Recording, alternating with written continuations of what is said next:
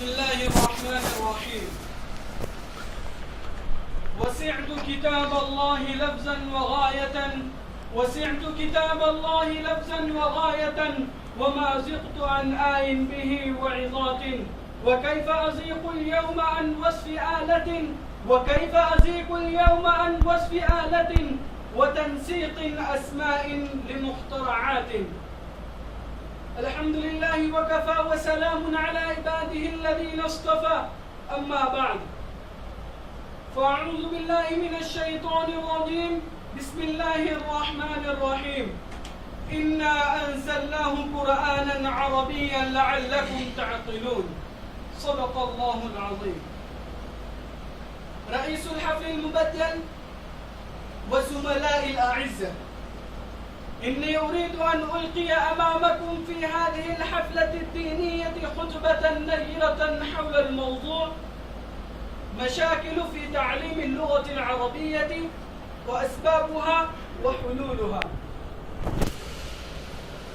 يا زملائي، لا شك أن اللغة العربية تعد من اللغات الإنسانية السامية التي تعتبر جزءا من الحضارات العربية، فإن لها أهمية عظيمة من أوساط المسلمين لأسباب تالية.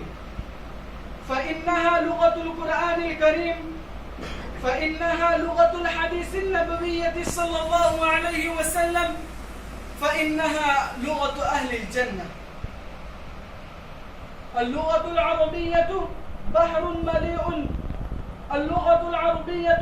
مليء بالمعاني الرائعة، فيجد كل من يركبه ويحوض بأعماقه كل سمين وثمين،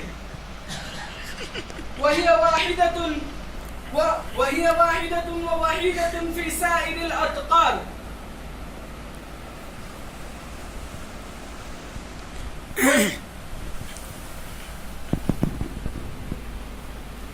وازدادت أهميتها لما أنزل الله تبارك وتعالى القرآن الكريم المعجز بهذه اللغة.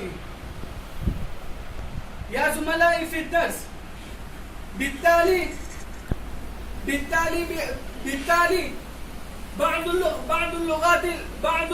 بعض الكلمات عن المشكلات. أكتفي بهذا الكلام.